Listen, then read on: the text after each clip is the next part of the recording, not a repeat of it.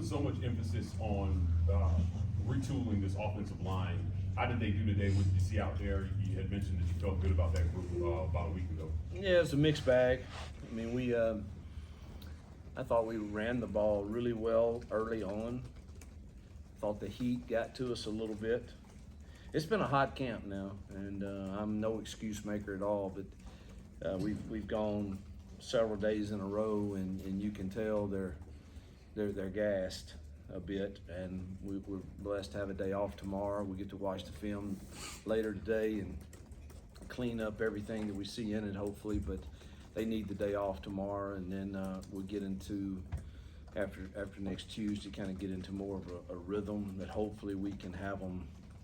I take pride in making sure our teams are fresh when game time comes, and we certainly weren't fresh today. It showed, but I did think the O-line functioned really well early on in the run game. Pass pro was pretty good too early on.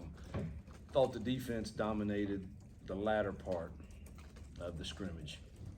So I've said this all the time, and it's hard for me to leave a scrimmage or a practice feeling great because one side does well or worry about, well, we're not getting it done on the other side and vice versa. But I am very, very pleased with the want to, the desire, the leadership I see in being developed. I'm encouraged as to where we are at this point in camp. Back left. Coach, talk about the receiver play. How are they coming along, and who stepped up and made some plays today? Had an incredible week. Not so much today.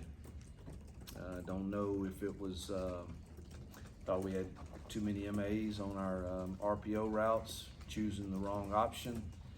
And we've got to look at us as coaches first and see what that was. I mean, there were some good plays. I don't know, let's see, looking at Kurt's stats, which I can barely read, but Not surprised, Coach. We had guys that had some good catches today, but way too many opportunities in the RPO game that the quarterback made the right decision to throw the ball, and a receiver is, again, I hadn't watched the film, but he's either loafing, which we can't have, or he chose to run the wrong route. And again, we got to look at us as coaches first on that and be sure we get that cleaned up. But this week, I thought we took a step forward in the totality of that room. Stay in the back left. Coach, what were you looking for out of your quarterbacks, and what can you say about how they performed today? Take care of the ball and, play within the offense and take what you should take on a given play, that the ball goes in the right spot. Hopefully it's accurate, and when we do throw it, but accuracy, hopefully will come but we got to take care of the ball, and we have to be playing in the right space on given plays in our offense. And I thought all three did that fairly well today. And I know Robbie threw a touchdown pass. I think Holden did also. Peyton did not. Had two, and I can't see from where I'm standing out on the field. The official ruled the receiver out of bounds, I think, both times. But they all, we did not turn the ball over. That's priority number one in offensive football, and so that was good. Obviously, defensively, we need to go get it. But I thought all three looked good at times today. Front row, Ron. Yes, Coach Freeze. In regards to the quarterback, is it a little bit tougher than you thought it would be to cut it from 3 to 2 now, or do you have a pretty good idea? Yesterday, I had my mind made up, and after today, I need to watch the film before I say. Raise your hand if you have a question. I'll get you the mic. Front row. Front. Go ahead. Coach, talk about running back today. Pleased. Very pleased with running backs. I think Brian showed up today in a big way. Damari had 3 explosive runs. Jarquez is solid, of course. Sean had some good runs. Jeremiah Cobb, I think, is going to be a really good player. He's he's just a baby, but he's gonna be a really good player. I think we've got a solid room there. Front right. Hugh, we know Cam Brown has been dealing with a little bit, and Var Johnson as well. Were they able to go today? No, let's see, I did wanna go through the injuries, and, Steiner's been limited all of camp with a hamstring. Coy Moore has had an ankle, hadn't been able to go. Cam he's had just a string of bad luck, and hadn't practiced since I've been here, truthfully, in spring or in camp, and we sure do need him to get healthy.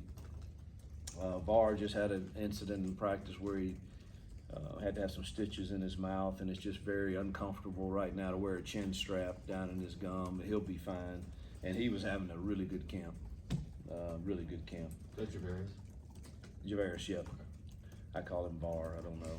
But, yeah, Javarius he was having a really good camp. Malcolm Johnson's dealing with a shoulder, and Austin Keys is dealing with a shoulder. I don't think either one of them are significant. But those are the guys that have been either limited or hadn't been able to go. Anything else? Yes. Okay, Bill, go to the back row, okay? Bill?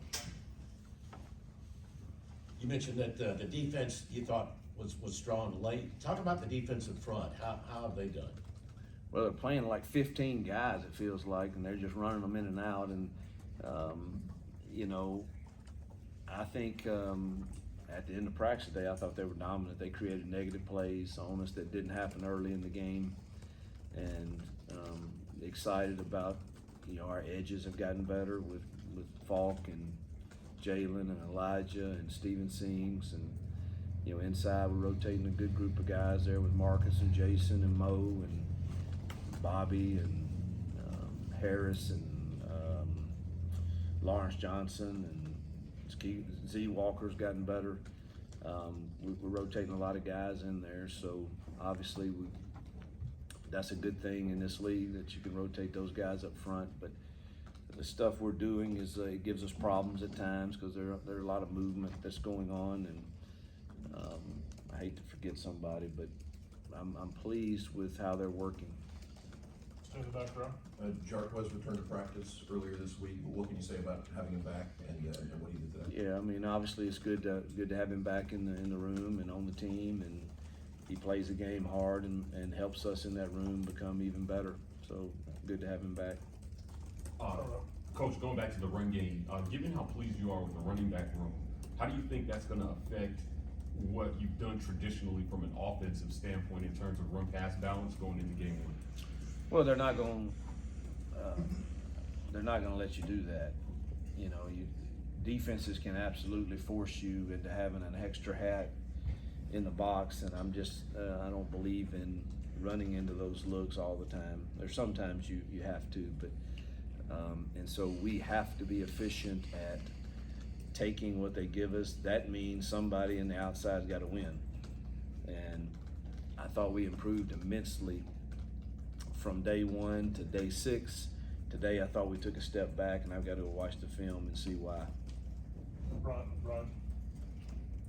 Yes, you, the battle offensive guard, have one or two of the 4 or 5 guys competing there stepped up yet?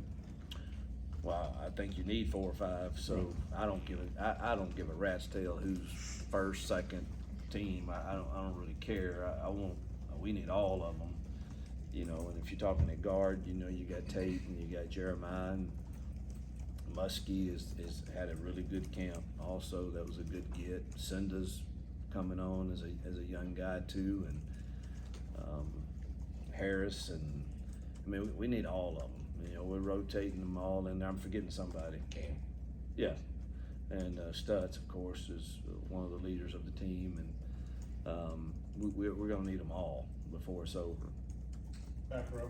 Coach, what have you thought about the pass rush up to this point in fall camp and then today? What did you see on that? Jalen McLeod and Steven Sings have changed that for the better for us. They can get after the quarterback, and you know, I think you got to have some third down packages where both of them probably in the game, because they probably are our most dynamic pass rushers right now.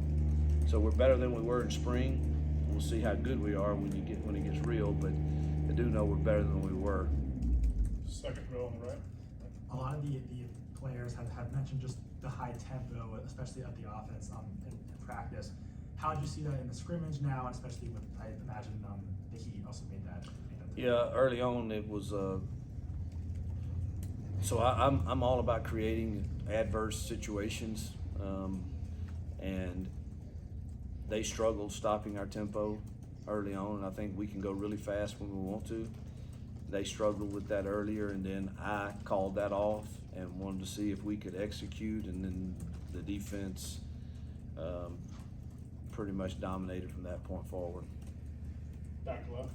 Coach, you mentioned the secondary as a position group you're gonna watch closely this fall, when we got to talk to you before camp started. What'd you see out of them today? How have they responded to that challenge? I think we got to tackle better. We did not tackle well today when our backs got in the second level.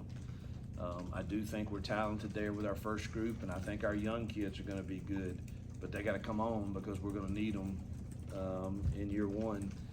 But I do think our first group is made up of a solid group of players for an SEC team. And obviously the corners, I think, are talented, and our safeties are also, I think, but we need depth there, and we've got to bring those young kids on. But we didn't tackle well today in the secondary. Time for a few more. Front row. Yeah, you mentioned Damari making a couple big plays, but just how has he stepped up over camp, especially when Jarquez was out and kind of taking that role? He's been one of the leaders. If you ask the team who one of the leaders are in that locker room right now, and he was elected to the Culture Council unanimously, and I think that speaks probably as high as any mark you could give when your team says this is a guy that drives the culture that we want. Front left. Coach, you talked about putting guys in uncomfortable situations to see how they responded this camp so far. Obviously, you started the culture leaders. How's that going? How have guys generally responded to the positions that you put them in? What kind of positions have you put them in? Well, we've had our Watchman series throughout camp, and I started it, and then each offense, defense, special teams presents what that means to them, and so it's laid out there what we're saying and asking everyone to agree upon as to what does that look like for us. And so will it ever be 100% buy-in? I don't know that you ever get that in any family, business, whatever. I think that's kind of an unrealistic expectation, but you start getting 80 to 90% buy-in to that, I think you're on to something, and I'm pretty pleased to this point. I mean, we failed some tests in the adverse situations throughout, but I've never had a team that didn't. Some of our coaches, we've probably failed it too. And, we have to own what the film says, and we'll own it today, both coaches and players, and come back to work tomorrow and try to clean it up, and then hopefully have a great Monday and Tuesday of practice heading into to the start of school. Got one more, Coach, back left. Coach, anybody at linebacker stand out today? Probably need to watch the film, but just off the initial, I would say probably Nixon created the most negative plays. Not saying the others didn't play well at times, but I just remember after we slowed things down, he seemed to be creating some negative plays for us. All right, Coach, thank you. Yep, thank you.